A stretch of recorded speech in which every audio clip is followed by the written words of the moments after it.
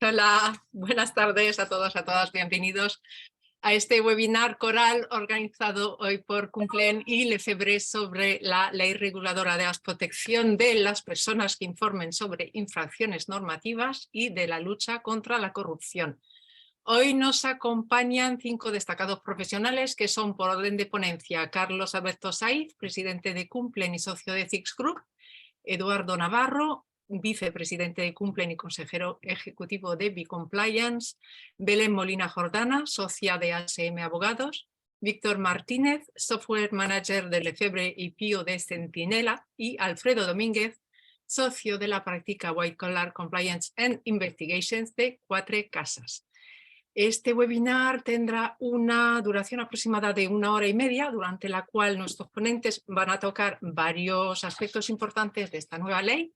Primero, una presentación de la norma y sus objetivos, que luego dará paso a los requerimientos principales de la norma, cuál es el régimen jurídico del sistema interno de información, quién es el responsable y cuál es el procedimiento.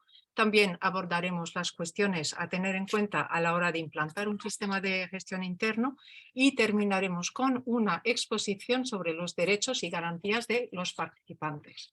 Tenéis a vuestra disposición el apartado de preguntas y respuestas, que os invito a utilizar para que los ponentes puedan contestar las preguntas que hayan llegado en los 20 últimos minutos que nos queden al término de la ponencia. Si nos quedáramos sin tiempo para contestarlas todas, ya os daría una dirección de mail donde mandarlas. Muchísimas gracias a todos por vuestro interés. Doy paso a Carlos Saiz. Buenas tardes a todos y a todas. Un placer teneros por aquí de nuevo en uno de los webinars de Cumplen. Bueno, ya está aquí la ley. Llevamos hablando de esa futura ley muchísimo tiempo y ya por fin se ha aprobado esta llamada Ley Reguladora de Protección de las Personas que informen sobre infracciones normativas y de lucha contra la corrupción. La llamada ley de los alertadores, de los informantes, de los canales de denuncia, del whistleblowing, etcétera, etcétera. Yo creo que para los profesionales que trabajamos en este sector es una buena noticia que ya por fin tengamos la ley, aunque sea, como todos sabéis, bastante tarde respecto a los plazos de transposición. Y vamos a intentar en estas presentaciones pues daros, vamos a decir, cada uno de manera muy parcial y tocando todos estos temas que Kika nos adelantaba, los efectos de la ley, ¿vale? Mi parte es la más introductoria, digamos, así que no sé si tenemos por ahí la presentación, Kika, que podamos proyectar.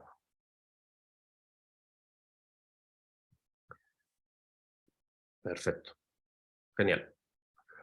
Bueno, pues como os decía, ya tenemos aquí la ley. El primer punto que yo considero que es importante, que creo que todos debemos saber, porque ahora, claro, nos vienen muchos meses ¿no? dentro de los profesionales de hablaros del sistema, de la herramienta, de la gestión, de los procedimientos, es que es una norma cuyo objetivo principal yo creo que es intentar cambiar la cultura. De hecho, en el ámbito de protección, en el artículo 1.2, habla de eso, de la cultura de la información, de la cultura de los canales, y es una norma que creo que va a tener un impacto mucho más allá de lo que parece que conlleva, que es, bueno, tener un buen canal de denuncias. Creo que implica muchas más cosas que he intentado plasmar aquí, simplemente que es, hay que tener en cuenta aspectos de gobernanza, hay que tener en cuenta el propio sistema jurídico y técnico que hay que montar en ese sentido para que esté adecuado a la norma. No sé por qué están pasando las PowerPoint, no sé si solas o alguien, pero yo no. A ver, voy a intentar volver aquí. Como os decía, hay una parte de gobernanza y de estrategia que va a ser fundamental en cuanto a los responsables, a quién va a ser nombrado responsable, vamos a decir, oficial de ese canal, en cuanto al propio sistema de información al que obliga la norma. Hay un reconocimiento de derechos. El gran objetivo que se persigue con esta norma es, bueno, que no haya represalias, es decir, que las personas puedan informar ahora veremos de qué y quiénes, y evidentemente que haya medidas antirrepresalias para que vaya una lucha eficaz contra la corrupción y contra algunas cosas más que van más allá de la corrupción, como es el incumplimiento realmente normativo de muchísimos ámbitos, como ahora veremos. Y como os decía, yo creo que hay que montar todo un sistema jurídico, organizativo y técnico dentro de las organizaciones para que esto funcione y funcione bien y de acuerdo al establecimiento de los requisitos legales. Bueno, ¿cuáles son las entidades obligadas o que van a tener que implantar estos sistemas de información y de canales de denuncia? Empezando y viendo un poco el tipo de entidades que estáis aquí asistiendo, empezaremos por ese más pequeñito. Entidades con más de 50 empleados. Como veis, pues eso abre el escaparate del scope en cuanto al ámbito de aplicación a muchísimas entidades que ahora mismo no tienen un sistema de información o canales de denuncia en sentido amplio. Además de esto, pues yo creo que es muy importante que conozcáis el resto, ¿no? Personas jurídicas dentro del ámbito de actos de la Unión que estén en el sector, vamos a decir, financiero, productos en mercados financieros, de prevención de blanqueo, seguridad del transporte, etcétera. Partidos políticos, sindicatos, organizaciones empresariales y fundaciones que reciban fondos públicos, sociedades y fundaciones del sector público, corporaciones de derecho público, autoridades independientes, organismos que gestionen servicios de seguridad social, universidades públicas. Y luego hay otro grandísimo bloque que evidentemente seguro que muchos de vosotros también estéis representados, que es la administración pública. La administración pública territorial, institucional y los órganos constitucionales.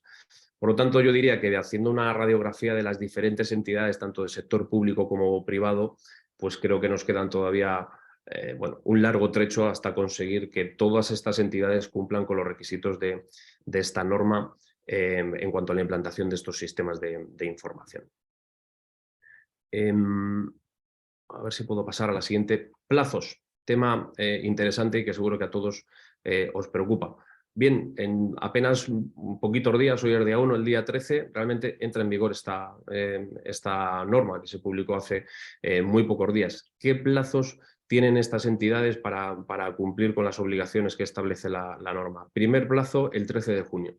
¿Quién tiene que cumplir con esos requisitos de los sistemas de información? Las administraciones y las empresas con más de 249 empleados. Por decirlo de alguna manera, las medianas grandes y las administraciones públicas. Es decir, en 3 meses, y estos poquitos días hasta la entrada en vigor en marzo, hay de plazo para poder montar este sistema de información. Y luego, en diciembre, el 1 de diciembre, las empresas con 240 empleados o menos, es decir, los que van de 50, que son los obligados, a los 250, hablando así de manera coloquial, y municipios que tengan menos de 10.000 habitantes.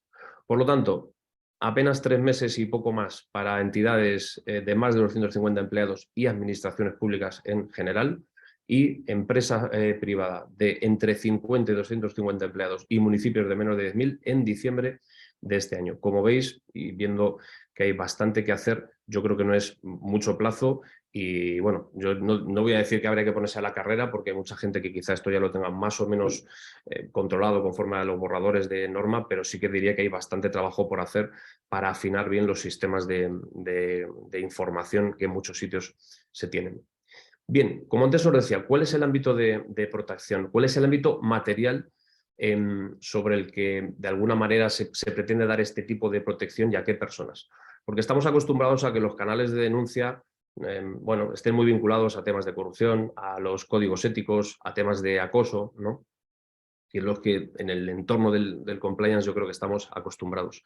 Realmente el ámbito se amplía mucho. El scope habla de infracciones de derecho de la Unión Europea en multitud de temas: contratación pública, mercados financieros, prevención de blanqueo, seguridad de productos, seguridad alimentaria, salud pública, protección de datos, ciberseguridad y seguridad en redes, temas de medio ambiente. Hay muchísimos ámbitos, vamos a decir, sobre los cuales pueden versar infracciones de esas normativas, sobre los que pueden versar este tipo de informaciones haciendo uso de estos canales de denuncia. Hay un segundo grupo importantísimo, evidentemente, que son acciones u omisiones constituyentes de infracción penal o administrativa, cuando sean graves o muy graves, o vulneración de resto de ordenamiento, cuando menoscaben el interés general y asuntos financieros y de seguridad social. Y luego hay un tercer bloque de vulneración de asuntos de derecho laboral y de salud en el trabajo, además de la normativa específica que existe. Por lo tanto, yo creo que el mensaje a dar es el ámbito de aplicación o sobre los temas sobre los que se puede denunciar es mucho más amplio del que estamos acostumbrados a ver dentro de los canales de denuncia habituales, al menos en el entorno del compliance como venimos conociendo. Bien, todo esto es sobre qué se va a poder denunciar, quiénes van a poder denunciar.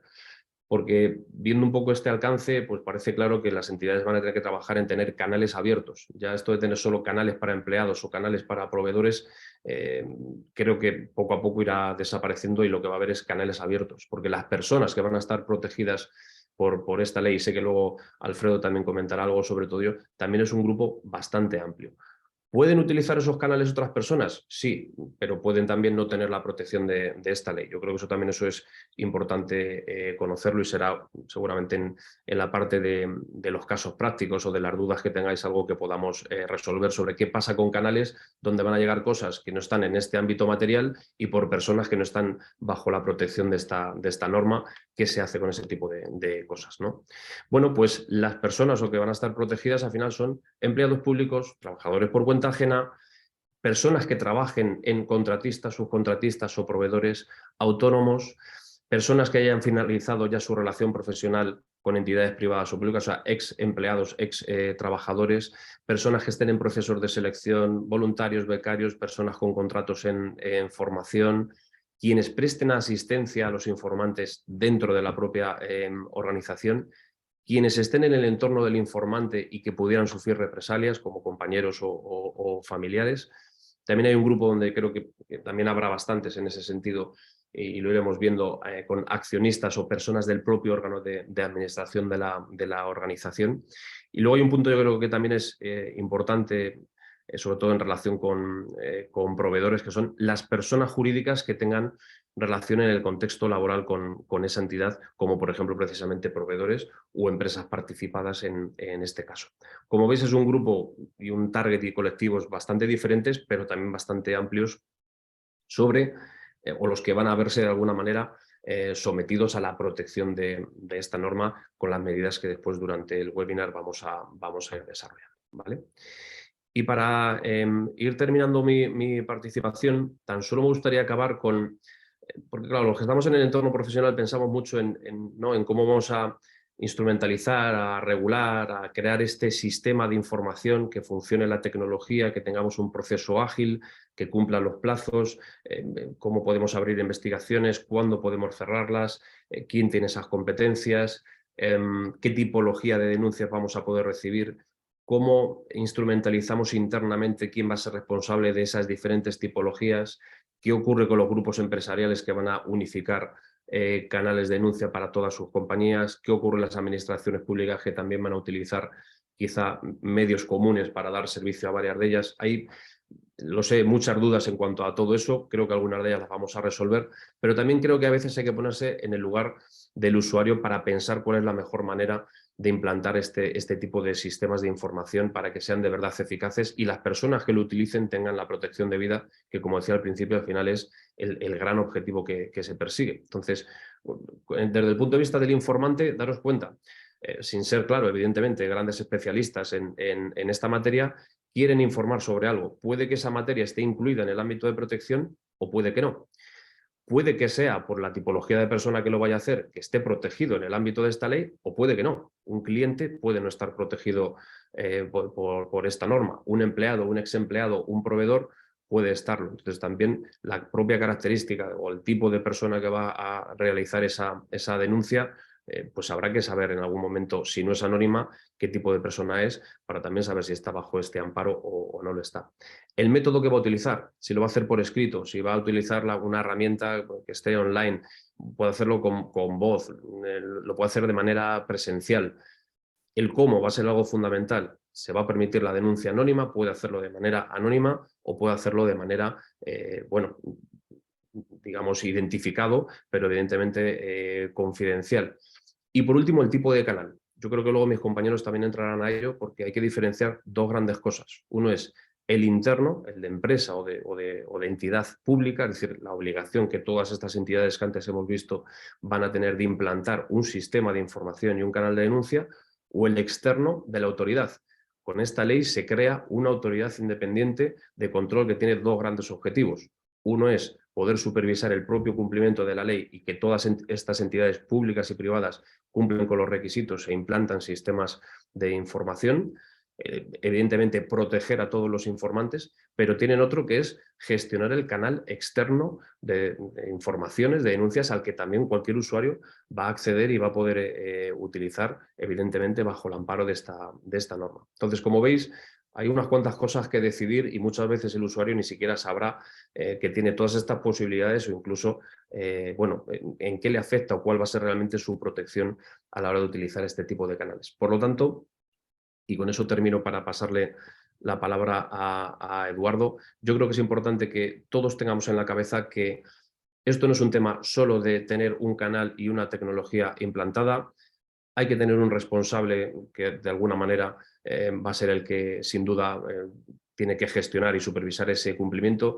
Hay un tema de aprobación por los órganos de dirección y los órganos de gobierno de la entidad, por lo tanto es un top-down clarísimo de dónde tenemos que llevar este tipo de temas la decisión, y hay todo un procedimiento de gestión que se puede internalizar, que parte de ella se puede externalizar, que todos tenemos que revisar. Por lo tanto, yo hablaría que es un sistema de gestión, al igual que hay otros muchos en prevención de blanqueo, en protección de datos, en el compliance penal, y esto no es solamente un tema de tener una tecnología habilitada como canal de denuncia, sino implica muchas más cosas que ahora vamos a ir desarrollando con el resto de compañeros.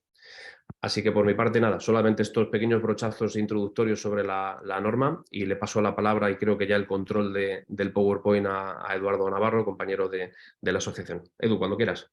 Muchas gracias, Carlos. Bueno, esto es una experiencia, lo que vamos a probar qué tal funciona. Yo por mi parte, a ver, ¿qué os quería contar? Derivado de la ley, obviamente hay muchas organizaciones que ya tienen canal, otras muchas que lo tendrán que poner, y entonces queríamos también focalizarnos en qué acciones concretas, qué afecciones o qué documentos pueden ser los novedosos al respecto en esta ley. Le doy al botón, bueno, ha funcionado. Entonces, bueno, aquí digo que los que tenemos canal tendremos que adaptarlo seguramente, y los que tengan que ponerlo, pues vamos a decir que tienen la oportunidad ya de hacerlo una sola vez, ¿no? No como a lo mejor las que ya llevan tiempo haciéndolo. Entonces, bueno, como bien dice Carlos, no estamos hablando de una herramienta, no estamos hablando de un software, que también seguramente tengamos que tener una herramienta, tengamos un software. Estamos hablando de un sistema interno de información, y de hecho la ley en todo momento habla de esto, ¿no? Una ley que además no quiero entrar porque a continuación Belén nos va a dar más detalles de esto, incluso del responsable del sistema, que son dos de las novedades que aparecen, y luego por ahí aparece sí un canal, ¿de acuerdo? Entonces, como bien dice Carlos, y vamos a quedarnos con esto, esto no solo es el software en concreto, sino que es mucho más, y es en lo que tenemos que trabajar. ¿Qué nos puede afectar entonces a aquellos que ya teníamos un canal? Pues por un lado, vamos a decir la obligación de comunicar. O sea, a mí, por ejemplo, cuando estábamos haciendo auditorías o estábamos haciendo investigaciones y te dice, y estaba en mi empresa haciéndolas, y al tercer o cuarto entrevistado te decían, prácticamente era algo que ya sabía todo el mundo. Y tú estabas investigándolo como si fuera novedoso, manteniendo la confidencialidad, por supuesto, y luego era Vox Populi, la organización, o en ese área o en esa delegación esa persona hacía algo. Entonces, ¿qué es una de las cosas que nos dice la ley?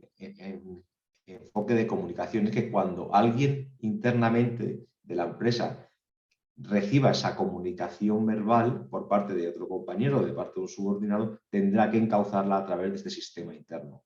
Eso, por un lado, además de las obligaciones de comunicar de la propia organización hacia sus stakeholders del canal. Ahí vemos cómo comunicarlo internamente, cómo comunicarlo externamente, y os ponemos el ejemplo de Cumplen, ¿vale? O sea, porque además, qué mejor que ya que estamos en la propia asociación, que podéis entrar en la página web de Cumplen y arriba, diferenciado, como también dice la ley, aparece el acceso al canal de denuncia. ¿Sí? Pues esto es lo que nos están pidiendo. Además es que parece mentira que nos lo vengan a decir así, y como también decía Carlos, antes estaba internamente, la gente lo tenía en la intranet, era un poco más escondido, ahora esto ya, pues digamos que a efectos de todas las personas que hemos dicho que quieren comunicar, tenemos que salir de este, digamos, de este nicho, ¿no? Y sacarla hacia todo el mundo. ¿Qué otras afecciones tiene la ley? A efectos prácticos le doy aquí. Bueno, nos habla de la política, que tengamos una política o una integración de la estrategia, ¿vale? Además, que yo creo que fue uno de los cambios de la directiva e incluso de algunos borradores a la última versión que hemos visto, cuando ponen sus objetivos, no solo la necesidad de este sistema y la protección del informante, que recordar que es el objetivo de la norma, sino también la cultura de integridad, ¿vale? Es justo también lo que pasó cuando salió la circular de la Fiscalía, recordar después de la publicación de la reforma del Código Penal, que también a lo largo de la circular de la Fiscalía se hablaba de cultura, se hablaba de ética, que no se decía tal cual en el artículo 31 bis. En este caso ha sucedido lo mismo, o sea, no se había hablado nada de esto a lo largo de todo el proceso, y sí, en la última publicación aparece que uno de los objetivos de la norma es la cultura de comunicación y de integridad de las organizaciones. Entonces, en este sentido, hay que integrar esto en la estrategia. Se puede integrar. Es fácil, habría que apalancar los valores, se pueden poner indicadores, porque cuando quiero yo integrar en la estrategia, ¿cuál es mi objetivo con el sistema de información? Que es algo que muchas veces nos tenemos que hacer la pregunta hacia adentro de cuál es el objetivo en mi organización de que exista un canal. Sea un canal, sea... No, hay gente que decía, no, es que fíjate, no recibimos muchas. Yo muchas veces contesto, es que ese es el objetivo. El objetivo de que tengamos un canal no es que entren muchas denuncias, es que la gente trabaje contenta y que no tenga motivos para comunicar, pero si algún día necesitara comunicar, supiera que tiene un canal con todas las garantías y tuviera confianza en él para depositar ahí su información. Entonces, pues ahí tenemos que definir esa estrategia, ¿no? De cuál es la estrategia de mi canal, y luego, pues también, o en este caso al elegir la norma, hagamos nuestra política que nos venga a decir, oye, pues los responsables, los mecanismos, que aparezcan las fuentes externas donde podamos también comunicar, y estas otras opciones que nos refleja la ley. Eso por un lado. Por otro lado, también tenemos que tener nuestro procedimiento de gestión, ¿vale? Nos tenemos que tener el procedimiento de gestión que, por un lado, sirva para ordenarnos, aparte que es obligatorio que se tenga, pero nos va a servir para ordenar, para no improvisar. No se puede improvisar cuando ya viene la incidencia y empezamos a trabajar, que ve mejor que tener ya, oye, pues esto va a ir aquí, estas son las personas que van a hacer la investigación, estos son los tiempos esperados, y además que nos dice la norma que tengamos este procedimiento publicitario, ¿de acuerdo? Es más, en el caso de la agencia, habla de que tenga que ser publicitado y actualizado cada 3 años. En nuestro caso, de las empresas internas, no nos dice esa necesidad de actualización, pero sí de publicidad. Y que este procedimiento pues, recoja todos los principios esenciales. Que recoja, como decíamos, la existencia de canales externos, que es una de las, digamos, de las bondades que va a tener el sistema, porque ahora si la gente no confía en el sistema interno de la organización, pues si tenemos recogido cuáles son los externos, irá al externo. Y es casi peor para la propia organización, porque al ir al externo se van a preguntar por qué no han comunicado internamente. Entonces, bueno, eso hay que hacerlo, y lo que decíamos, los plazos, los derechos y la parte de protección de datos, que también es muy relevante. Aparte de este procedimiento de gestión, y terminamos con el libro registro, ¿vale? Al final el libro registro que tendremos que ir, donde tenemos que ir recogiendo pues, la información sin faltar la confidencialidad necesaria, tener todo el histórico de quién, de qué se hizo, tal, perfectamente, digamos, anonimizado, confidencial, encriptado, como se quiera tener, y que puede ser solicitado, que esta es la novedad, en un momento dado por la agencia, si pues, en cualquier proceso judicial pues nos están requiriendo esto de manera razonada, y en ese caso sí que tendrá que ser depositado aquí, si no, para nada tiene que ser público. ¿De acuerdo? Pero son como los 3 documentos que incorporamos a nuestro sistema de manera documental, ¿vale? La política, el procedimiento y el libro de registro. termino hablando sobre la parte de protección de datos y decíamos que era muy relevante. Era relevante hasta el punto de que, aunque no fuéramos sujeto obligado a efectos de tener un delegado de protección de datos en la organización, ahora sí que es necesario disponer el mismo para la gestión de los riesgos específicos derivados del canal. Aquí surgirán muchas dudas, surgirán las dudas de, oye, ¿y si ya tenía un DPO o un delegado de protección de datos? Pues fantástico. Entendemos que seguramente cuando hizo el trabajo ya contempló los riesgos. Oye, pues si ahora hay nuevos soportes, pues tendrá que hacer también los trabajos pertinentes. Seguramente si ya lo teníamos, estén bien, y si no los tenemos, se tenga que hacer ahora.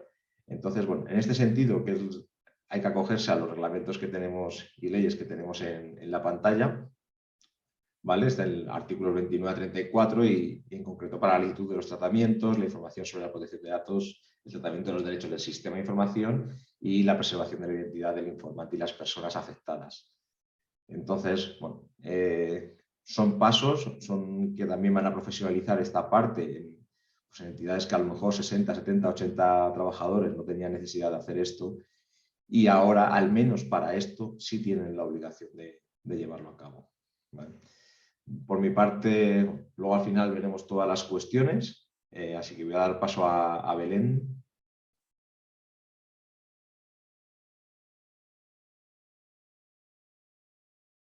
Hola, buenas tardes. A ver si tengo ya el control, me parece que no. A ver. Sí. Esto... ¿Tú lo puedes controlar, Eduardo? Yo ahora ya no, tienes que darle abajo a la flechita hacia la derecha, esa hacia la izquierda. Yo no, ahí. Ahora, bueno. No, está un poco loco, ¿eh?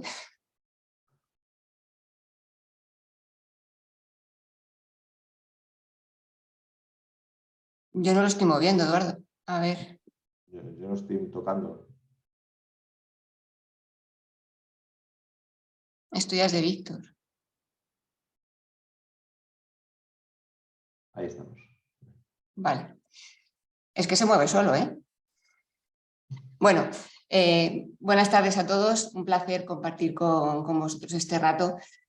Como sabéis, el sistema interno de información se ha configurado como la vía preferente para comunicar las infracciones previstas en el ámbito material de la ley. Aunque, claro está, siempre va a ser el informante quien va a elegir el cauce de comunicación, ya sea el interno o el externo, según la valoración que en cada momento pues, haga de las circunstancias y de los posibles riesgos o temores que tenga a sufrir algún tipo de represalias. En mi opinión, como acaba de comentar Eduardo hace un momento, siempre va a ser más ventajoso que los informantes acudan a los sistemas internos de información, porque esto va a permitir el tratamiento interno de esas informaciones, adoptar medidas reactivas, paliar posibles daños reputacionales e implantar nuevos controles, ya sean preventivos o detectivos.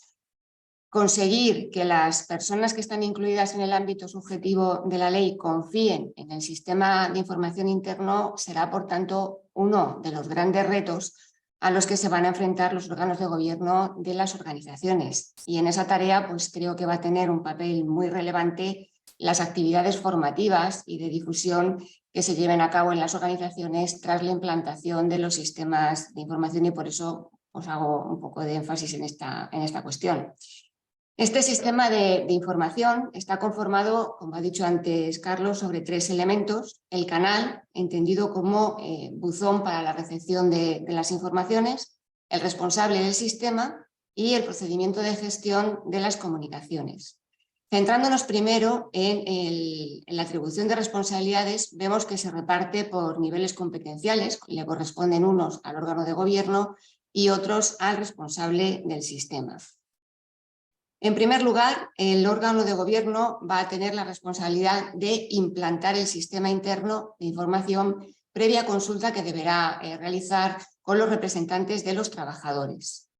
En cuanto a las garantías con las que se debe de implantar este sistema, las tenéis en la presentación. De todas ellas os quiero destacar las que considero más importantes. La primera de ellas es que la garantía de confidencialidad no solamente va a afectar a los datos personales tanto del informante como de terceros que se vean afectados por la información, sino también a las actuaciones que se lleven a cabo durante la tramitación de la comunicación y durante las investigaciones. Y la segunda cuestión es la relativa a la forma en que el informante podrá realizar las comunicaciones, que será verbalmente o por escrito o de ambas formas, y si el informante lo solicitará también deberán facilitarse comunicaciones presenciales. Otro punto relevante va a ser la integración en el sistema de los distintos canales internos que existan en la organización. ¿Esto qué va a implicar? Pues que si la organización dispone ahora mismo de un canal de denuncias, de un canal de prevención del acoso o un canal de blanqueo de capitales, todos ellos deberán quedar incluidos dentro del sistema. Además de la implantación del sistema, también va a corresponder al órgano de gobierno, como se ha comentado, una política en la que habrá que definir los principios del sistema y de defensa del informante y que debe ser debidamente publicitada y difundida. Se deberá aprobar también un procedimiento de gestión de las informaciones y nombrar al responsable del sistema al que se le tiene que dotar de independencia, autonomía y de medios tanto materiales como humanos, para que pueda, lógicamente, desempeñar su función. Fijaros cómo se parece esto a la función de cumplimiento.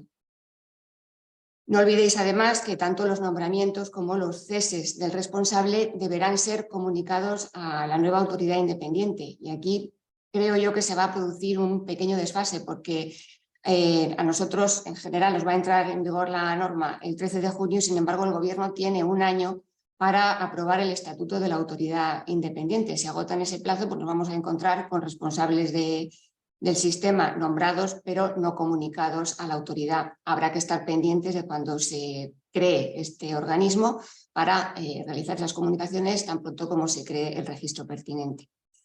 En cuanto a las responsabilidades que se asignan al responsable del sistema, pues en primer lugar tendrá que asumir la gestión del propio sistema de información. Hago un paréntesis aquí para comentaros que cada sujeto obligado deberá decidir si la gestión del sistema será interna o externa, debiendo tener presente siempre que en caso de que opte por externalizar la gestión, esto no va a implicar externalizar la responsabilidad, porque seguirá recayendo sobre la persona a la que se haya designado como responsable.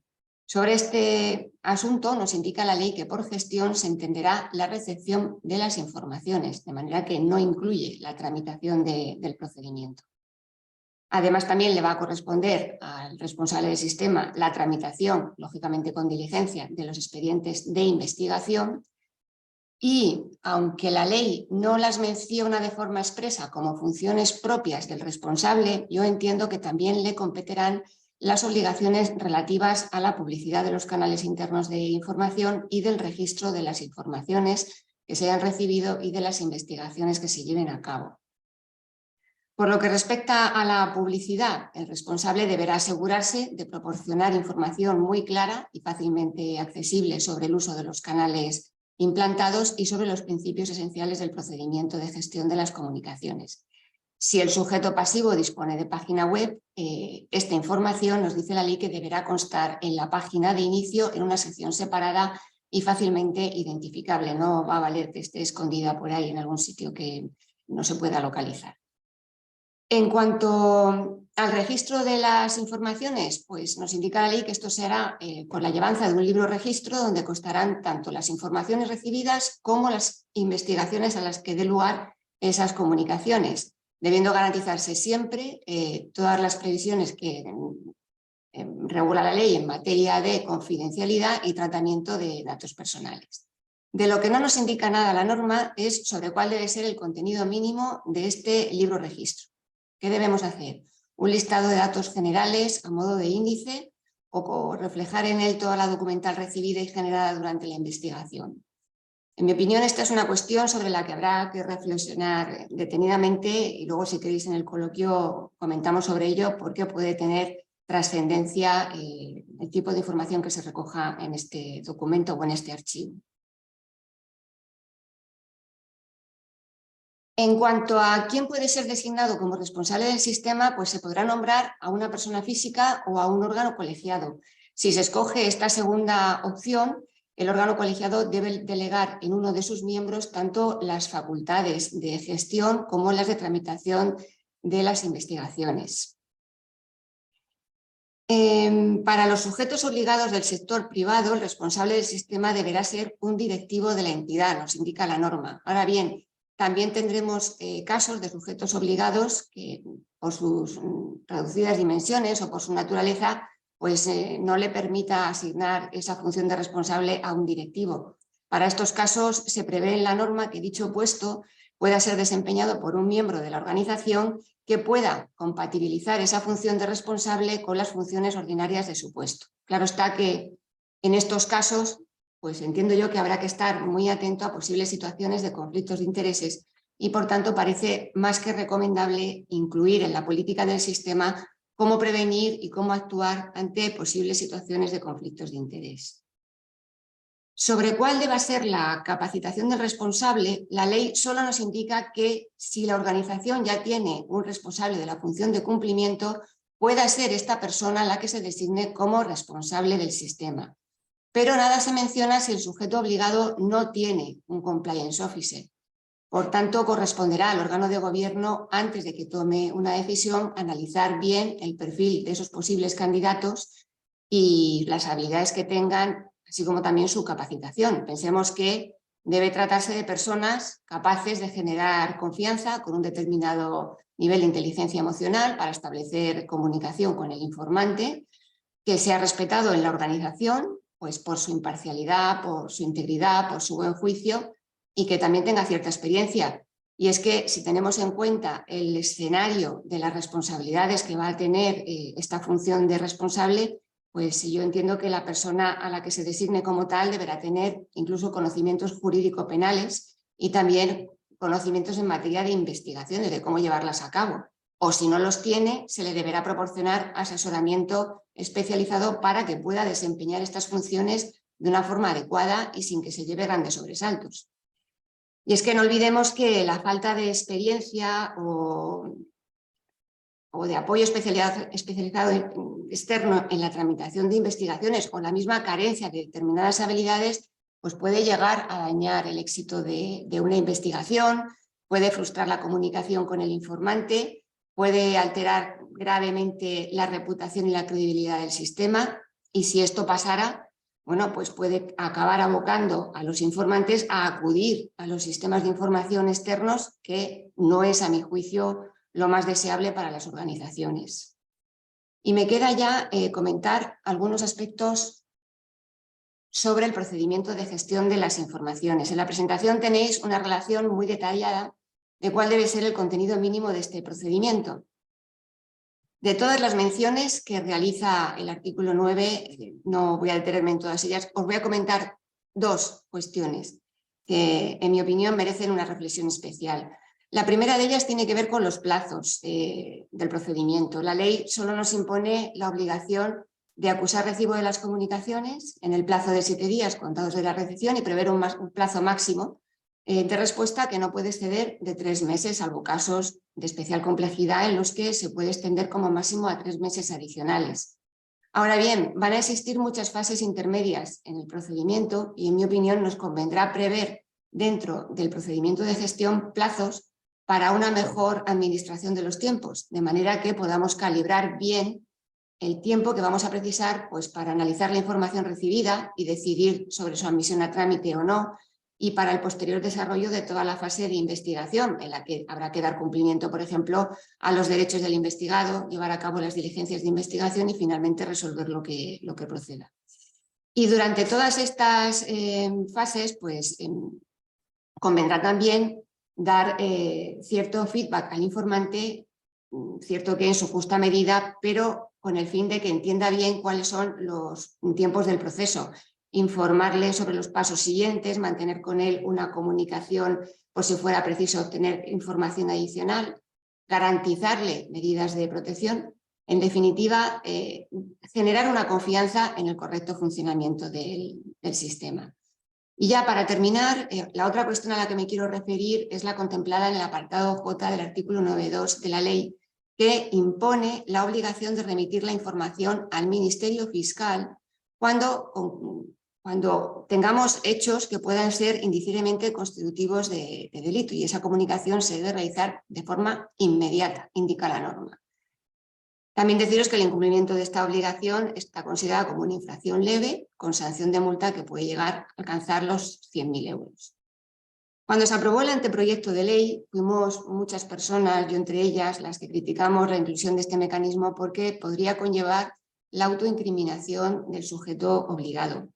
Confiábamos, yo al menos sí que lo hacía, en que durante la tramitación parlamentaria se eliminase esta exigencia y se mantuviese el respeto del derecho a no incriminarse. Sinceramente, pues a mí me sorprendió mucho que solamente 2 grupos parlamentarios, el Grupo Popular y el Grupo Mixto, presentaran enmiendas en este sentido que no lograron el apoyo de los demás grupos. Así que aquí la tenemos, una nueva obligación que es, en mi opinión, claramente incompatible con nuestro sistema procesal penal y con el abanico de derechos y garantías de las personas investigadas. Como apunte final, recordaros el auto que la Audiencia Nacional dictó el 1 de julio de 2021 en el caso Abengoa, en el que se desestimó un requerimiento de prueba que afectaba a los documentos procedentes del canal de denuncias y a las investigaciones de los hechos comunicados a través del canal, por considerar que estaban amparados por el derecho a no autoincriminarse, lo que parece incompatible con esta imposición que ahora vamos a tener de comunicar los hechos al Ministerio Fiscal si hay indicios de delito. Y en mi opinión también podría serlo la petición que antes ha comentado Eduardo de la autoridad independiente o incluso de la autoridad judicial del propio libro registro que antes os he mencionado. Y otra cuestión, y es que si la incorporación al proceso penal de comunicaciones remitidas a la Fiscalía se realiza bajo la amenaza de una sanción en vía administrativa, pues también va a ser problemático, porque se podrá considerar que esas pruebas se han obtenido con vulneración de derechos y si así va a provocar la nulidad de la prueba, su expulsión del proceso y también la nulidad de las demás pruebas que hayan derivado de ella. En definitiva, y ya con esto termino, creo que nuestro legislador ha conseguido en pleno siglo XXI retroceder gravemente en materia de garantías del investigado y me temo que va a generar no pocos problemas prácticos. En el coloquio, si queréis, podemos comentar más ampliamente esta y otras cuestiones y ya con esto termino. Muchas gracias a todos y por supuesto a Cumplen y a Lefebvre por haberme invitado y ya doy paso a Víctor. Muchas gracias, Belén. Pues nada, por mi parte agradecer a todos vuestra asistencia y compartir este espacio con todos nosotros. Yo desde Lefebvre, pues cuando pensábamos en cómo podíamos participar en este webinar, que podíamos aportar, pues lógicamente como entidad jurídica y como empresa desarrolladora de software y bueno, pues más concretamente con soluciones de compliance y soluciones en materia de canal de denuncias, creíamos que donde más podíamos aportar es daros nuestra experiencia, ¿no? Nuestro feedback en cómo debe ser un software de gestión que os ayude a implantar y a gestionar pues, un canal de denuncias o ya por decir un canal de información, ¿no? Desde nuestro punto de vista, ¿qué cuestiones, si aún habéis decidido o habéis implantado un software, debéis de tener en cuenta? Y si ya tenéis uno, un poco refrescaros aquellas cuestiones que desde nuestro punto de vista pues, son necesarias tener o al menos muy útiles. A ver si a mí me hace caso. Sí, parece que sí. Bien, entonces el ejercicio que he querido hacer es pues trasladar un poquitín algunos artículos concretos de la norma, también cuestiones que han comentado los compañeros anteriormente, cómo esto se debería traducir en un software de gestión, ¿no? Entonces, cuando hablamos de confidencialidad, que os dejo ahí un poco el artículo, no lo voy a leer, y que es una exigencia legal, podríamos decir, la definición que he encontrado un poco de confidencialidad en informática, ¿no? Nos dice que es un principio fundamental de la seguridad de la información que garantiza el necesario nivel de secreto de la información y de su tratamiento para prevenir su divulgación no autorizada cuando está almacenada o en tránsito. Entonces, en ese sentido, ¿qué deberíamos de tener cuidado con el software de gestión que estemos utilizando, ¿no? Pues tendríamos que tener en cuenta, pues, por ejemplo, cuestiones relacionadas con el cifrado de la información, que así sea, ¿no? El control de acceso, es decir, aquellas personas, ese responsable del canal y las personas que estén trabajando con el mismo, pues se garantice que solo ellos pueden acceder. Lógicamente hablamos de un usuario y un password, factores de autenticación, temas de gestión de usuarios y de permisos, ¿no? quizás no todo el mundo debe tener el mismo nivel de acceso a la información. Debería ser posible que denuncias concretas se limitaran a su vez las personas que pueden acceder a las mismas. Creemos que es importante buscar ciertas certificaciones de la plataforma que se vaya a usar, por ejemplo, la ISO 27001 de Sistema de Gestión de la Seguridad de la Información. El tema de la trazabilidad, tener la garantía, ¿no?, la constancia fehaciente que durante el proceso se deja traza, ¿no?, de la información, por dónde ha pasado y quién ha tenido acceso de la misma. Debe estar protegido. Aquí, cuando hablo de protegido, se debe de garantizar la invariabilidad del contenido y poniendo especial énfasis en que esa comunicación, esa información, esa denuncia, el software dé toda la garantía de que no ha podido ser variada, ¿no? Es inviolable, ¿no?, el contenido de la misma. Y por último, si bien es verdad que esto no tiene mucho que ver con el software, hay una parte muy importante de concienciación y formación a las personas que van a estar detrás del canal para cumplir esta exigencia relacionada con la confidencialidad de lo que es el propio sistema o la propia gestión, ¿no? Bien, el tema del anonimato, que también ha salido en las presentaciones anteriores, ¿no?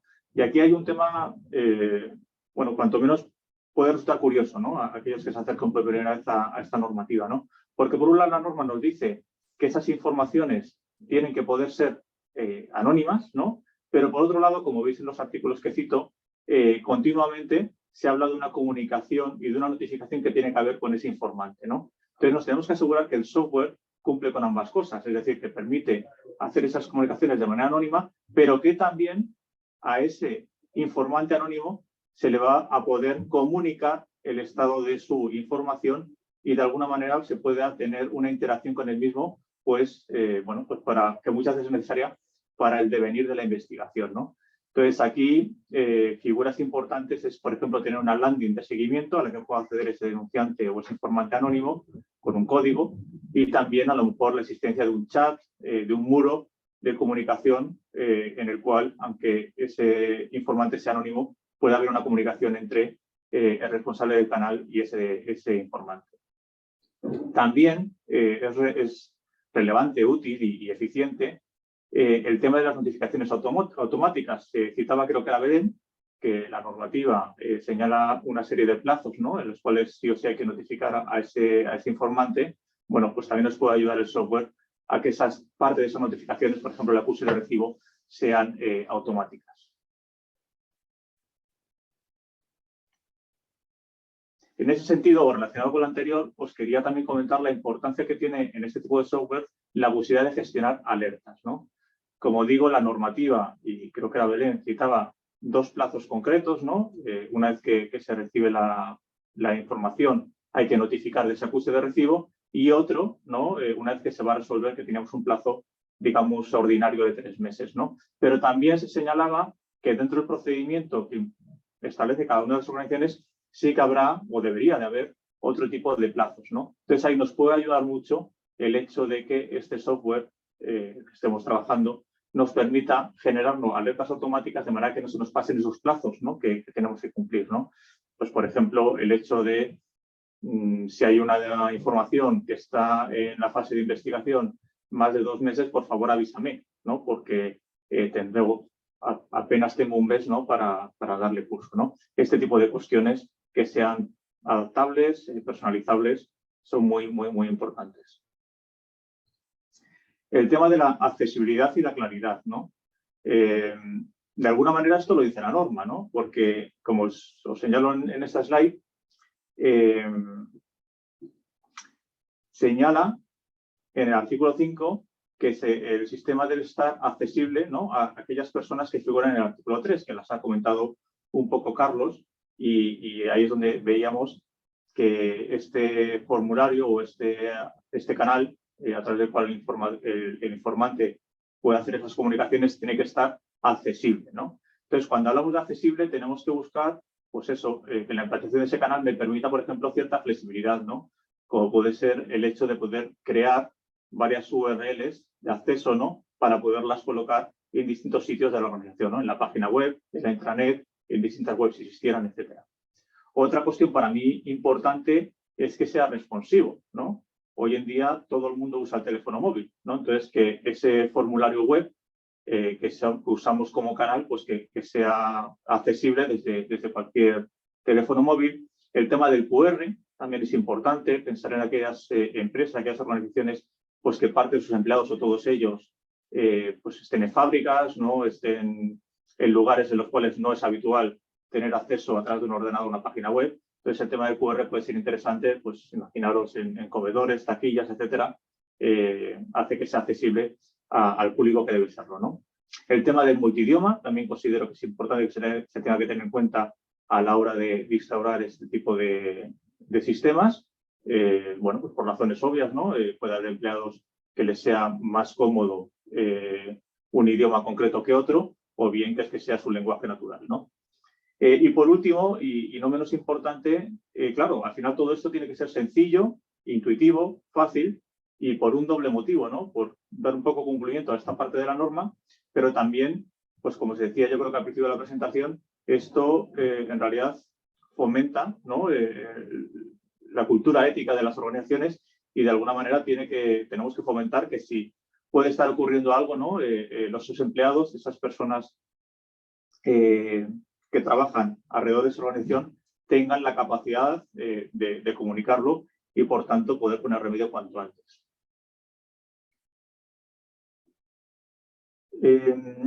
Pongo aquí gestión de tareas, ¿no? En la norma, en el artículo 32, señala, ¿no? En el tema de tratamiento de datos personales, permite, ¿no? El acceso a los datos personales contenidos en el sistema interno de información.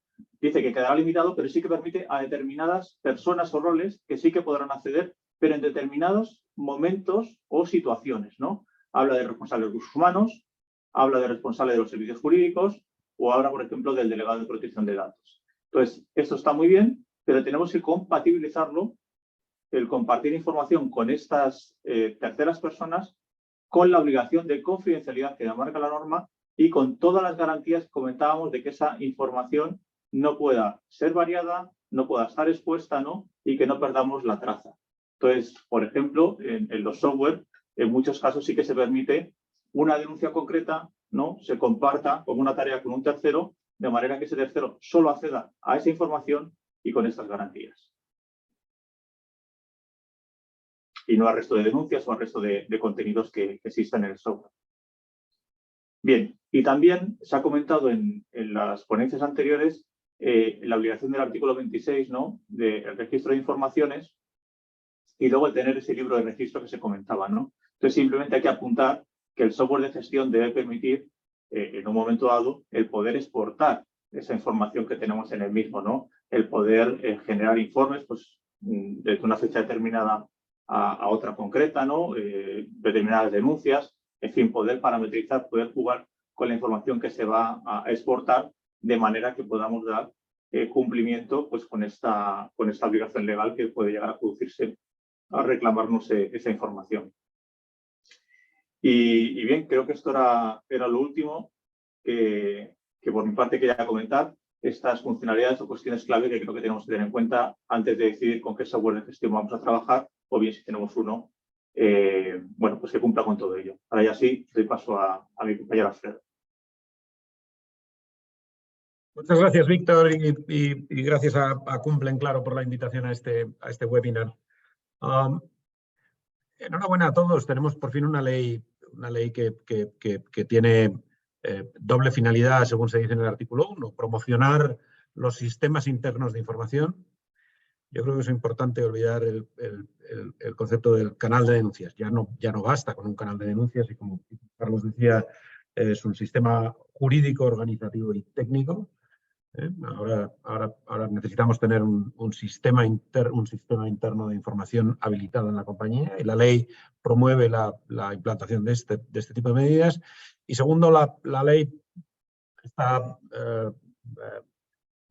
encaminada a proteger a las personas que puedan transmitir información relevante dentro de la compañía en relación con algún posible incumplimiento. Y me toca a mí la parte de la presentación que tiene que ver precisamente con el ámbito de protección que la ley ofrece. En primer lugar, es importante destacar cuál es el ámbito subjetivo de la protección. desde el punto de vista del informante.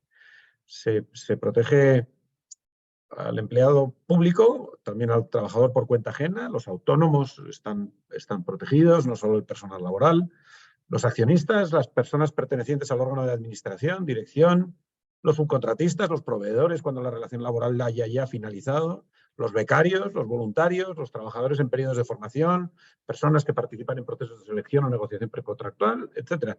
Es decir, el mecanismo de protección que ofrece la ley abarca a cualquier persona que pueda tener relación con la entidad, persona jurídica o administración pública, en cuyo sistema interno de información se esté utilizando. Y no solo a las personas que hagan uso del canal, sino también a las personas de su entorno que puedan sufrir represalias. Es decir, dicho brevemente, el ámbito de protección de la norma en cuanto a perímetro de personas es lo más amplia que puede ser. Y ahora, ¿cuál es el contenido de la protección? Pues hay un contenido específico que aparece regulado en los artículos 36, 37 y 38 de la nueva ley, de la Ley 2/2023, que dice que quedan completamente prohibido cualquier tipo de represalia, incluidas las amenazas y las tentativas de represalia. Y además ofrece un listado enunciativo, ¿no? Actos y omisiones prohibidos por la ley, o que de forma directa o indirecta supongan un trato desfavorable que sitúa a la persona en cuestión de desventaja particular con respecto a otra en el contexto laboral o profesional. Además, la ley establece que se deberán ofrecer medidas de apoyo a los informantes, información y asesoramiento, asistencia efectiva por parte de las autoridades competentes, apoyo financiero, apoyo psicológico, etcétera, etcétera. Y por último, dice la ley que se deben establecer medidas de protección frente a las represalias. Es decir, que no basta con no represaliar, sino que además se debe proteger al informante para que no sufra represalias por parte de otras personas o terceros dentro de la organización. Y en particular, en los procedimientos judiciales se produce una inversión de la carga. Además de estas medidas de protección que la ley prevé expresamente, hay otros derechos que poco a poco se han ido analizando en las ponencias anteriores. Por ejemplo, el artículo 5 dice que hay que permitir al informante la comunicación de las infracciones previstas, hay que garantizar su confidencialidad, hay que permitir la presentación de comunicaciones por escrito o verbalmente o de ambas formas. Después el artículo 7 dice que se deberá ofrecer la posibilidad de que el denunciante pida una reunión presencial dentro del plazo máximo de 7 días. Es decir, que con independencia de que la información se haya trasladado por escrito o verbalmente, el denunciante puede solicitar una reunión presencial y en el plazo de 7 días la empresa o el titular del sistema interno de información debe facilitar una reunión que además puede ser grabada previa información al informante de que va a ser grabada. Adicionalmente, como garantía también para el informante, las comunicaciones verbales, incluida la reunión presencial, deben documentarse.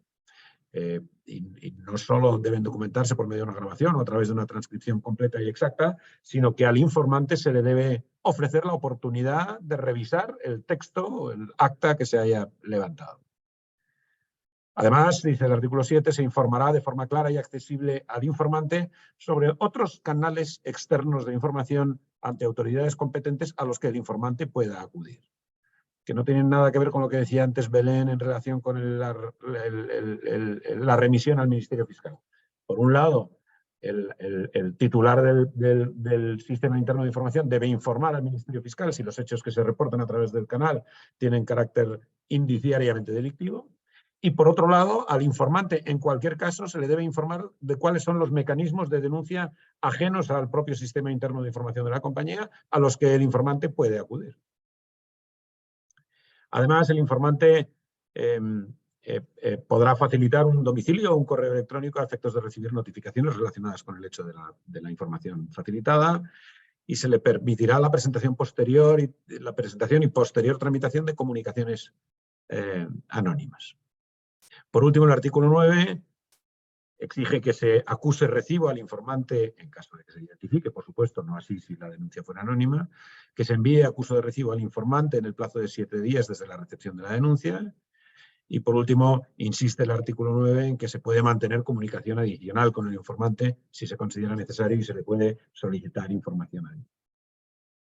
Todo esto en relación con la protección al informante. ¿Qué se entiende por informante? Ya hemos dicho que un amplio catálogo de personas que pueden estar incluidas y además sus personas allegadas. Además, hemos visto cuál es el contenido de la protección al informante en los artículos 36, 37 y 38 y hemos repasado cuáles son los derechos que en general y garantías se ofrecen a las personas informantes dentro del resto del texto de la ley. Y es importante detenernos un poco también en cuáles son las medidas de protección que la ley prevé para aquellos afectados por la información. El artículo 39, por ejemplo, dice que los afectados por la información, vamos a llamarlos denunciados, por una expresión más sencilla, mantienen el derecho a la presunción de inocencia, el derecho a la defensa y el derecho al acceso al expediente, así como la misma protección establecida para los informantes, preservándose su identidad y garantizándose la confidencialidad de los hechos y datos del procedimiento. Es decir, que no solo el informante tiene mecanismos de protección y garantías en relación con la confidencialidad de los datos sobre el expediente, sino que también los informados o las personas a las que se refiere la información, vaya, los denunciados, tienen también algunas garantías y derechos en relación con el sistema interno de información. Y por último, el artículo 9 establece el derecho de la persona afectada a que se le informe de las acciones u omisiones que se le atribuyen y a ser oída en cualquier momento. Son derechos y garantías muy procesales, si me permitís la expresión, porque son equivalentes a los que el investigado en el procedimiento de instrucción penal tiene en el seno del procedimiento. Conocer cuáles son los hechos eventualmente delictivos que se le atribuyen y derecho a ser oída en cualquier momento. No terminan ahí los derechos en la Ley 2/2023. Hay otros derechos de las personas informadas que forman parte del ámbito de protección, por ejemplo, de los trabajadores en relación con el convenio colectivo, la debida sustanciación, si es necesario, del expediente contradictorio, en su caso, los plazos de prescripción de los expedientes disciplinarios en el ámbito laboral, etcétera, etcétera. Además del derecho a la intimidad de los trabajadores, si es el caso de que sea un trabajador o que tenga una cuenta de correo electrónico de la compañía, el derecho a la intimidad que está extraordinariamente protegido en el ámbito de la Unión y la exigencia del test Barbulescu como un mecanismo de control antes del acceso a los correos electrónicos de un empleado es la única forma razonable de evitar intromisiones ilegítimas en la intimidad de los trabajadores, por mucho que estén utilizando mecanismos de comunicación tecnológica que hayan sido facilitados por la empresa. Es decir, que los derechos de la persona afectada por la información no terminan en la Ley 2/2003, sino que después en el procedimiento de investigación estas personas pueden ser también titulares de algunos derechos y garantías relacionados con la investigación que deben ser también tenidos en cuenta. Y con esto yo creo que pasamos al debate con todos los compañeros y por supuesto quedamos a nuestra disposición para contestar a las preguntas que puedan surgir. He visto que había muchas relacionadas con grupos de empresas, que es siempre un tema que genera mucho debate y controversia, pero empezamos como queráis. Sí, no sé si está a lo mejor Kika, que nos vaya lanzando. Yo he contestado algunas ya por escrito, no sé si... Yo también, porque hay un ajuste que es sobre la protección de datos, que había 2 o 3 comentarios porque oye, la ley os parece una chapuza en términos generales, una cosa regular o una norma trabajada. Alfredo, eso nos da para otro webinar. Sí. Porque es que es increíble que esta ley, que tiene 50 folios de exposición de motivos, que ha sido objeto de enmiendas durante la tramitación parlamentaria, no hayan hecho después una revisión de la propia exposición de motivos, que no ha sido corregida en ningún momento ni en Comisión de Justicia ni en el Senado, con lo cual se mantiene el texto original del anteproyecto y no se han trasladado las modificaciones por vía de enmienda, con lo cual te encuentras pues, que en la exposición de motivos se sigue mencionando la obligatoriedad del DPD, pero el artículo 34 fue enmendado y ya solamente se exige para las autoridades independientes y las entidades públicas. Bueno, con independencia de que se considere que sí deben de tener un DPD porque sea materia sensible lo que se va a tratar en los canales, que es, yo creo, por la línea por la que iba Eduardo, y como si hay muchísimas cuestiones que, en fin. Yo estoy de acuerdo en que le pondría algunos parches, pero en términos generales diría que es una norma positiva que efectivamente consigue el objetivo marcado de impulsar el establecimiento de sistemas internos de información y de proteger a los demás. O sea, creo que es una ley que no es la ley del solo sí es sí, sino que es una ley trabajada y que tiene alguna... Hay dos cosas que a mí me llaman mucho la atención. Primero, el traslado de las notificaciones que puedan tener carácter delictivo al Ministerio Fiscal. Con eso matas el impulso que las empresas puedan querer dar a los canales y conviertes en los sistemas internos de información en un buzón de correos de fiscalía, cosa que no creo que estuviera en la voluntad del legislador, y si estaba, es una chapuza.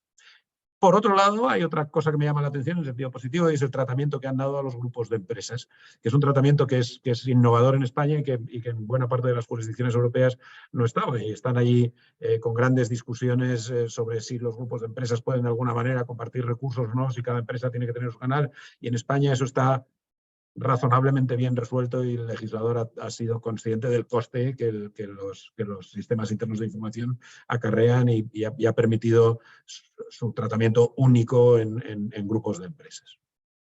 Mi valoración, Alfredo, es un poco como la tuya. Quiero decir, lo valoro bastante más positivo que negativo. Claro que hay muchos peros y preguntas y posibles interpretaciones. De hecho, si veis, pues muchas de las preguntas que hacen los compañeros son, claro, cosas puntuales. Está viendo ahora mismo los grupos empresariales, ¿se computan todos los trabajadores de las empresas participadas? Claro, tengo 4 empresas y entre todas somos 520, pero ninguna llega, no sé, o tengo 3 de 25 empleados, ¿no?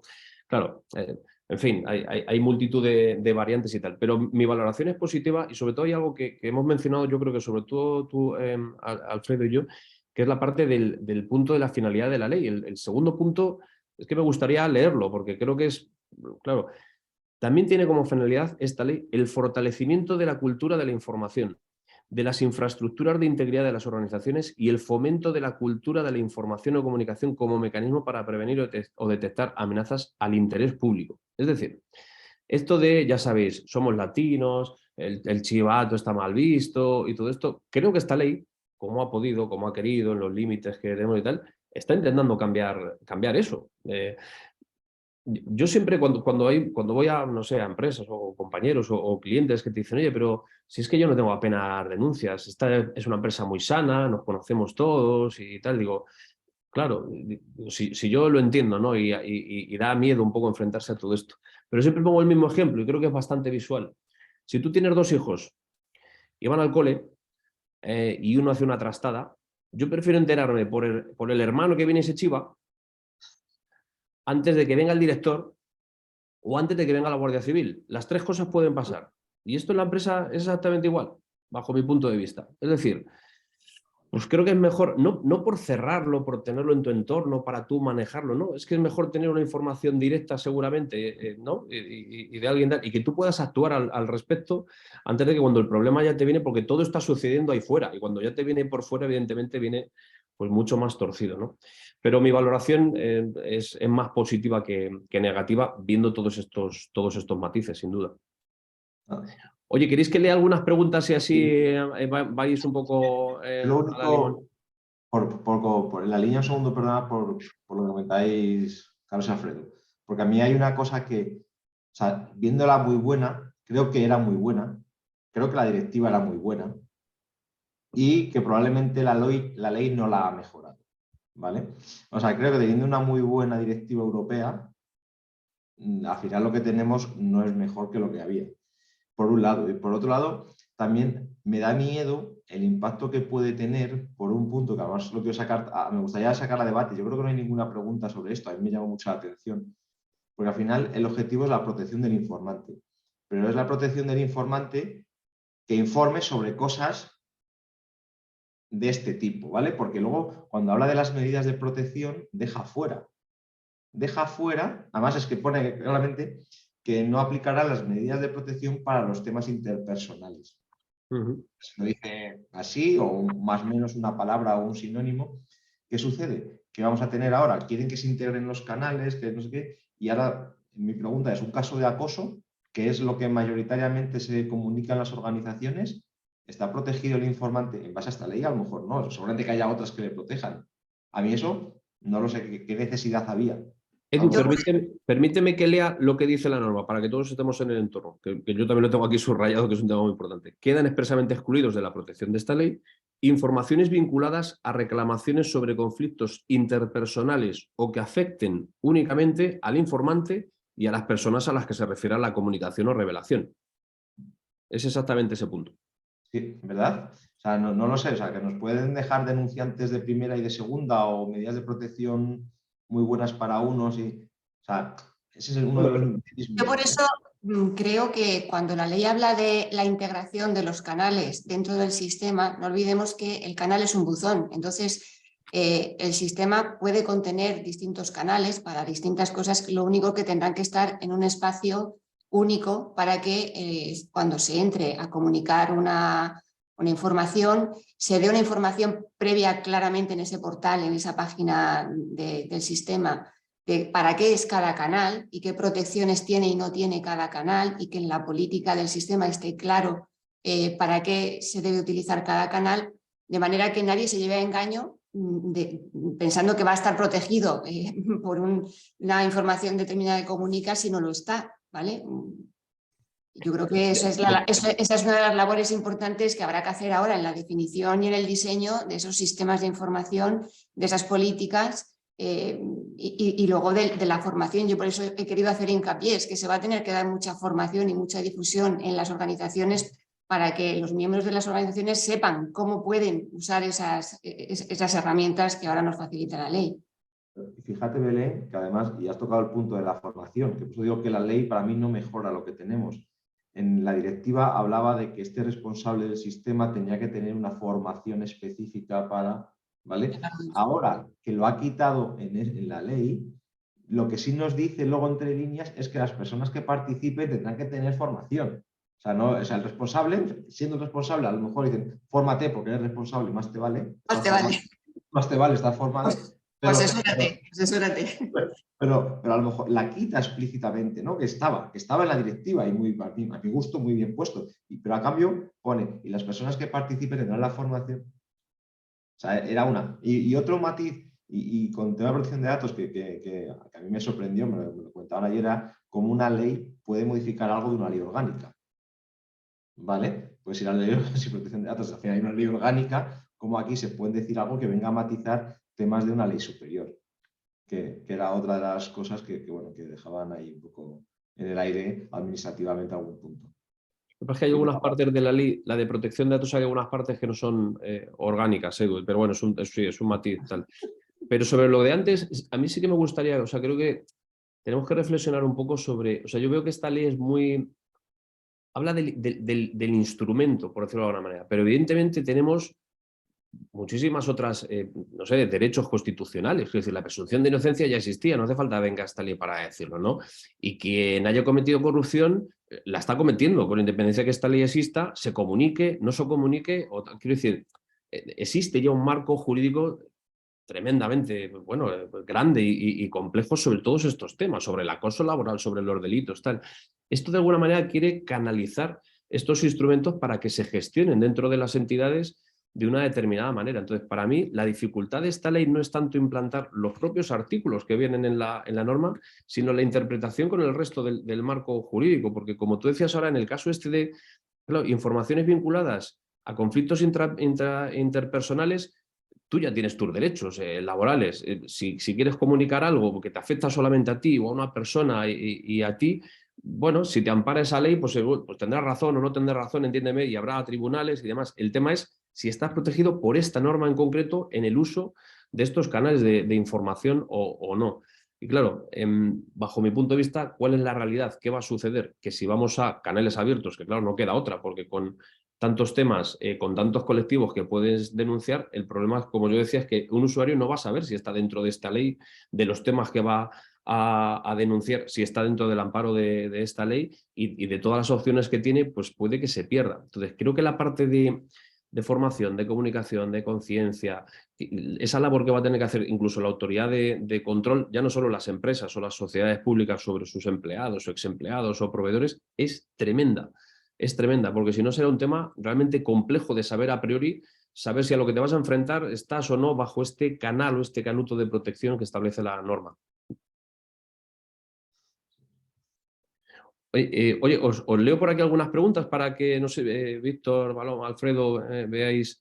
Hay una que creo que es muy interesante de José Luis que dice: las empresas de menos de 50 trabajadores, si contratan con las administraciones públicas, ¿están obligadas a cumplirla? Es decir, empresas que tienen menos de 50 trabajadores que en principio no estarían bajo este alcance, pero que al contratar con administraciones públicas, ¿creéis que tienen esa obligación?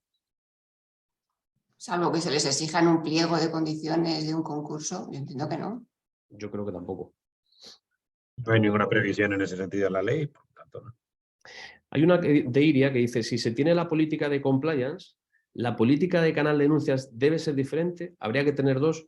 Bueno, yo creo que son dos cosas diferentes. Es decir, hay una política de compliance, por decirlo de alguna manera, que creo que sería más grande, ¿no? O estaría en la punta de la pirámide, y dentro de todos los sistemas de compliance, pues seguramente tener una política de canal de denuncias sería lo suyo, ¿no? No sé si lo veis así. Sí, Incluso el problema ahora es que la del canal es obligatoria, la de compliance. es obligatoria por ley, claro, lo que dice Eduardo. Claro.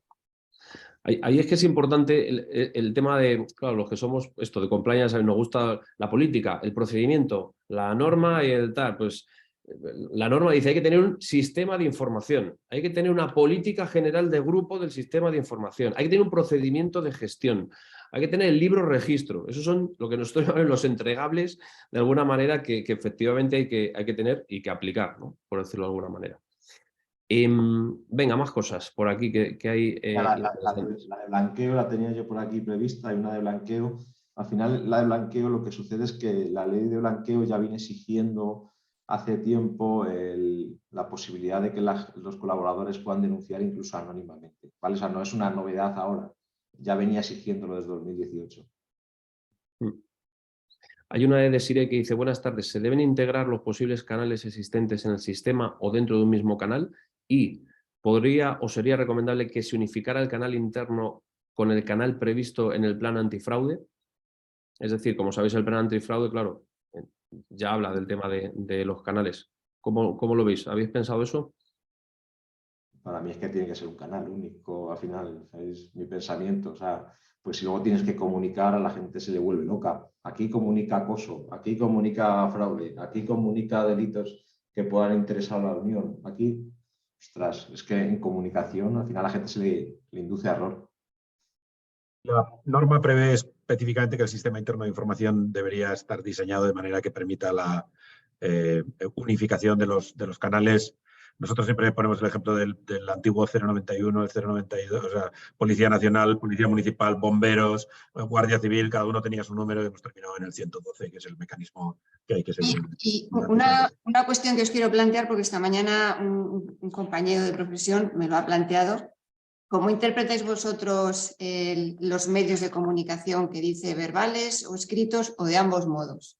Yo creo que la empresa puede optar por uno o por otro. Es que hay versiones, ¿eh? Es lo que decía yo de la técnica legislativa que han empleado, porque hay quien interpreta que se deben, que como la norma lo que está garantizado es el derecho del informante a poder presentar las comunicaciones, debe de poder contar con todos esos sistemas. Claro, yo lo interpreto así, Belén, Alfredo, ahí lo siento. Es decir, yo estoy con Alfredo, ¿eh?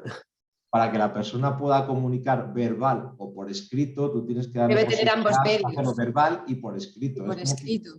Yo creo que la opción se la estamos dando al informante, no a la empresa.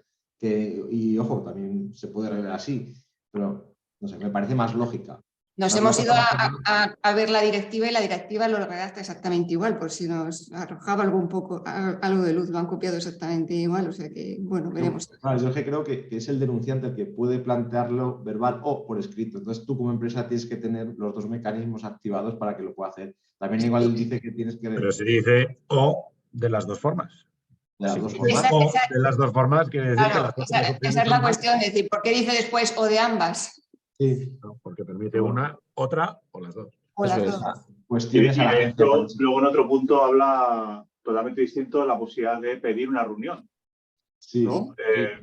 La cual además dice que tendrá que ser grabada, etcétera, etcétera, con lo cual sí que parece que se debe pensar más en el informante.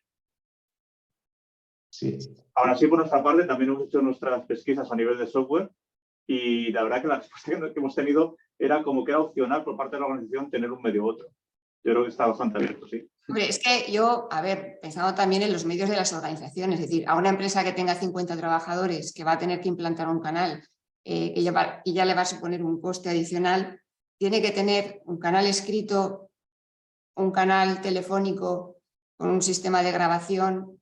Es que llega un momento... Y que además tendría que permitir el anonimato también, con lo cual ya entramos en cuestiones a lo mejor de distorsionador de la voz o ese tipo de cuestiones. Claro. En cualquier caso, es algo que muy prontito nos va a resolver la nueva Autoridad Administrativa Independiente, la AIPI. Teníamos la Agencia de Protección de Datos, teníamos el FROB, teníamos la CNMC, teníamos la CNMV, teníamos el Consejo de Seguridad Nuclear y ahora vamos a tener la AIPI, que ya dice el gobierno que probablemente no va a estar en Madrid y que va a empezar a emitir circulares, sanciones, instrucciones, ayudas técnicas, etcétera, en relación con los canales y con todo lo que se les ponga por delante, claro. ¿Creéis que estará en marcha antes de que entre en vigor la norma? No sé, bueno... Sería lo primero que cumpla plazos. Porque una de las preguntas que teníamos aquí en el chat era precisamente, oye, ¿qué pasa si alguien no cumple en plazo la implantación del canal si no está constituido la autoridad independiente? ¿Nos va a poder sancionar? Yo no lo he mirado, pero sé que hay otras autoridades que todavía sin ley aprobada sí que se habían previsto un gasto en presupuestos del Estado, ¿eh? Por ejemplo, todo lo que tiene que ver con la de inteligencia artificial que al final se instala en La Coruña, yo sé que en presupuestos, en fin, previendo, ¿no?, que esto iba a ser un tema tal, ya en los presupuestos que se prepararon del año pasado ya había, no me acuerdo, 3 o 4 millones para esto, y la verdad es que no he mirado si para esta autoridad hay previsto en presupuesto algo. Habría que mirarlo, la verdad, sería interesante, sí. Sí, sí. Sería interesante. Hay una de Jesús que yo creo que es bastante común, ¿no?, y merece la pena decir. ¿Qué pasaría cuando una investigación no pudiera ser concluida en 6 meses? ¿Quién se anima con esta? Venga, Alfredo, te toca. No me atrevo porque... Lo experimentamos en el ámbito procesal penal con frecuencia. Los nuevos plazos de instrucción determinan un agotamiento del plazo y cuando se agota el plazo, con el acervo probatorio que has sido capaz de recopilar, tienes que tomar una decisión. No puedes extender la investigación más allá de ese plazo y, por lo tanto, con lo que hayas obtenido hasta esa fecha, tienes que decidir. Si lo obtenido es insuficiente, pues tendrás que archivar y si lo obtenido es suficiente, pues tendrás que tomar las medidas que correspondan de protección, de avance, de autodenuncia si es el caso o de lo que sea. Pero en ese plazo tienes que mostrar diligencia, por supuesto, pero en ese plazo tienes que investigar y después tomar decisiones, aunque no hayas terminado. Yo te la compro, sí. Estoy de acuerdo. La tengo barata. No, es que es verdad que yo en algún caso he oído algunas son de media hora y otras se te ponen a 7 meses. Entonces, la verdad que pues lo que comentas, pues a efecto de cumplir la ley es lo más lógico. Vamos, compañeros, con una muy habitual también. Voy viendo un poco las habituales y ahora, de todas maneras, antes de finalizar, os propongo un plan a todos, a asistentes y a ponentes, ¿vale? Una de Belén. Para el caso de una sucursal española con una compañía europea, perdón, en el que el canal de denuncias es a nivel grupo, ¿cómo aplica esta ley? Es decir, multinacional europea, filial española, que entendemos 100% participada. ¿Cómo aplica esta ley? Pues yo creo que le aplica. El tema es cómo se gestiona ese canal desde Múnich, París, ¿no?, o donde sea. De acuerdo completamente. Pero si tenemos una norma, si tenemos una filial portuguesa con un sistema interno de información que solo permite o solo protege en casos de comunicación, porque la transposición de la directiva en Portugal es literal. Entonces, si allí solo se protege, si el sistema interno de información de la portuguesa solo protege en casos de comunicación de infracciones de derecho de la Unión Europea, la política la portuguesa no sirve. Y si aplicamos la portuguesa en España, estaremos en infracción. Y por lo tanto, o adaptamos la portuguesa a la ley más ambiciosa, que entre Portugal y España sería la española, o proponemos un sistema de información local español, o por lo menos con el sistema de información común aprobamos una política local, pero de alguna manera tenemos que gestionar ese sistema. Yo estoy contigo, Alfredo. Yo creo que en aquellas empresas que tengan filiales en la Unión Europea posiblemente se podrá resolver en la política. O sea, en la política habrá que prever todas estas especialidades para que tengamos cubiertos todos esos Pero casos. tampoco me imagino una empresa de la Unión Europea, no sé, digamos alemana, diciendo a los portugueses les vamos a proteger en el canal si denuncian hechos relacionados con infracciones de derechos de la Unión Europea y a los españoles, en cambio, les vamos a proteger en el caso de que denuncien además hechos delictivos de derecho local. Que pasa lo mismo con la política de protección de datos, que no es igual tampoco en todos los países de la Unión. Entonces, igual que en la política de privacidad, pues habrá que también diferenciar todas las singularidades de esas filiales. Yo creo que en la política general del sistema sí se van a incluir pues en el primer desplegable que tengas en el canal, a qué empresa corresponden los hechos que quieras comunicar. Pues tendrás tu elenco de participadas y será en la política y en la protección de privacidad donde hagas todas las singularidades, las recojas todas. Es que no se me ocurre otra forma. Lo que tú dices, tener 17 canales en una filial, en una participada con varias empresas en un grupo, es un poco de locos, vamos. En sentido contrario, creo que la información al Ministerio Fiscal no hay ninguna jurisdicción que la vaya a querer asumir voluntariamente y por lo tanto solo aplicará en España, porque eso no estaba en la directiva y que yo sepa no está en ninguna otra transposición. Claro. Es que yo creo que hay que hacer un examen muy concienzudo de todo esto, porque hay muchas compañías, bueno, yo ya lo tenía y me funciona bien a nivel global y bueno, bien, entiendo que el protocolo, ¿sabes? Está, pero ojo, es que hay, como decís, muchos matices que hay que ver. Yo estoy viendo por aquí, el del DPO local, el de la fiscalía, el del propio procedimiento interno, el de los plazos, o sea, las temáticas sobre las que puedes, son muchos peros que a lo mejor dices, joder, pues a lo mejor lo de tener algo absolutamente global me lo tengo que pensar y lo mismo requiere ciertas parametrizaciones, ajustes, adaptaciones a entornos locales. Pero bueno, cada uno tendrá que hacer un poco. Tienes que diseñar sistemas internos locales, como ese conjunto de medidas jurídicas, organizativas y técnicas, sin perjuicio de que todas compartan un canal. O sea, eso si es. Que además, siendo así, y va a ser lo más importante, va a ser en esa recepción de la denuncia. Yo creo que ese análisis que se haga, ¿no? Si con el triaje que decía la ISO 37002, ese análisis que se haga de la denuncia cuando llegue, esos posibles impactos, si lo aceptas o no aceptas, en base a toda esta información. Oye, jurídicamente sí, no, por dónde, qué garantías, o sea, ese análisis, porque seguramente el procedimiento, si lo quieres hacer perfecto, no salga bien. Entonces, lo tendrás que hacer más a lo mejor genérico, pero que luego, cuando llegue ese momento de hacer el análisis de la información recibida, es donde hay que ponerse caso a caso, echar el resto. Claro, no sé si estáis de acuerdo conmigo. Bueno, compañeros, son las 5:30. Dentro de unos segundos, Kika va a poner su pantalla para que la empecemos a ver, lo que significa, ¿verdad, Kika? Ahí está. Lo que significa que se nos va acabando el tiempo y tenemos que finalizar. Yo lo que os iba a proponer, y supongo que lo entenderéis, hay como otras 62 cuestiones aquí que evidentemente cada uno tiene las suyas y demás. Yo lo que os propongo es que, y Kika me matará, es que hagamos otra sesión, porque hoy ha sido como una visión general de la ley, de su contenido, algún aspecto práctico, pero que veamos este tipo de cosas. No digo que contestemos las preguntas de todos, perdonadme, pero sí quizá que hagamos, no sé, los 10 o 12 puntos comunes, que sean problemáticas comunes, que algunas las veo por aquí, sobre todo en cuanto al tema de los trabajadores, los 50, los de todo este tipo de temas y algunas otras, y podamos hacer otra sesión, Kika, bueno, cuando se pueda, en unos días, a los cuales estáis evidentemente invitados, y podamos también abrir un poco de debate en ese sentido, ¿no?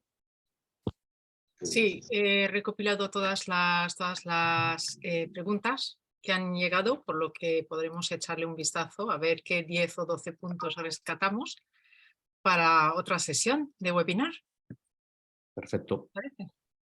Genial. Pues nada, para no llevar más retraso, tan solo agradeceros a todos, primero a los ponentes, la intervención, siempre digo la generosidad en cuanto al tiempo y al conocimiento, creo que ha estado francamente interesante. Creo que no nos hemos pisado mucho, también es verdad que esta ley da para mucho, así que cada uno se puede fijar en aspectos diferentes, y sobre todo también a los asistentes y a Lefebvre por su soporte para hacer este tipo de charlas. Si queréis, a lo mejor podemos dejar también, Kika, un poco abierto, si alguien tiene una última pregunta, que la pueda dejar ahí para que hagamos una copia de todas ellas y así las tratamos. Quiero decir, si a alguien se le está ocurriendo ahora, no la quería hacer o, en fin, la quiere hacer de forma... de forma anónima, se puede hacer como las denuncias, se puede hacer la pregunta de forma anónima si alguien no quiere dejar ahí su información o que deja, en fin, constancia de su problema particular. Y si os parece, bueno, lo hablamos para ver cómo podemos organizar una nueva sesión y trasladar un poco todos estos temas más prácticos, ¿vale? Sí, ya vamos casi por 70 preguntas, sí. Y aprovecho Fantástico. para daros las gracias a todos los ponentes, Belén, Alfredo, Víctor, Carlos, Eduardo. Muchas gracias por vuestro tiempo.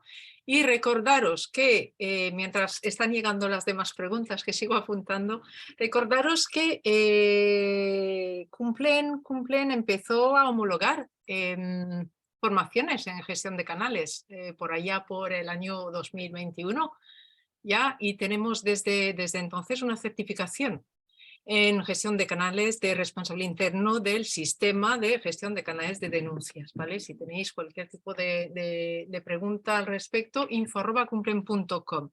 No puedo dejar de comunicaros lo siguiente: 13-14 de abril, octavo encuentro Cumplen en el Real Casino de Madrid. Ya están las inscripciones abiertas en la página de cumplen.com. ¿Qué más os tengo que decir? Sí, que Esto que os ha dicho Kika es muy importante a todos. Hay que inscribirse ya en estas jornadas del 13 y 14 de abril. Como sabéis, es nuestra puesta en largo anual, el congreso más grande que organizamos, presencial, y además en el Casino de Madrid, como sabéis, donde lo hemos celebrado en los últimos años. Así que promete que va a ser muy interesante, y para este tema hemos dejado, como diría, 2 horas, ¿no? 2 horas y pico. Tenemos dos con, horas. con muchos expertos para tratarlo allí, o sea que tendremos más ocasiones aún de profundizar en todo ello. Recordaros que esta sesión se ha grabado, así que a partir del lunes la grabación estará disponible en la página web de Cumplen en acceso exclusivo para socios. La colgaremos también con las presentaciones que habéis visto todos. Y se me acaban las cosas por decir. Creo Pues, que el próximo webinar, el 15 de marzo, sobre revisión de experto externo en cuestión de blanqueo prevención de blanqueo de capitales y financiación del terrorismo, por Edo Baker. Genial. Bueno, pues muchas gracias a todos, nos vemos pronto y quedamos un poco en eso. A ver si puedo engañar a estos ponentes para hacer otra sesión y ver todas estas preguntas. Gracias a todos. Un abrazo, gracias. Gracias. Hasta luego. Hasta luego. Gracias.